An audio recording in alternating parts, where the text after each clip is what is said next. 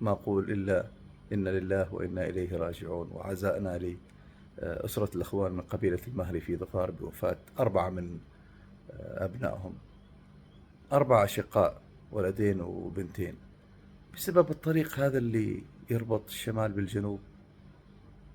طريق هذا اللي دائما يحصد كثير من الأرواح، تزهق الأرواح فيه. 13 سنة في أوامر سامية وما يتم تنفيذه، ونهتم بمجمعات ومتنفسات، وفي شيء مهم جدا، طريق مهم يا جماعة. كم يحصد من الأرواح هذه ما نفكر فيها؟ كم يبغاله هو؟ كم يحتاج؟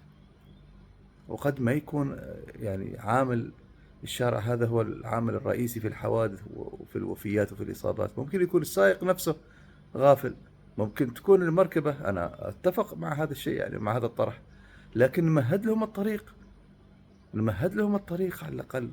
الطرق الممهدة هذه والواسعة واللي فيها إنارة وفيها خدمات تقل معها إحصائيات الحوادث والوفيات، الله يبعدها عنا إن شاء الله.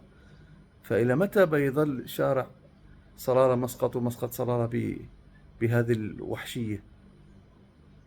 وكل فترة وفترة نسمع خبر مثل هذا. فالله يرحمهم، والله يعني يصبر أهلهم.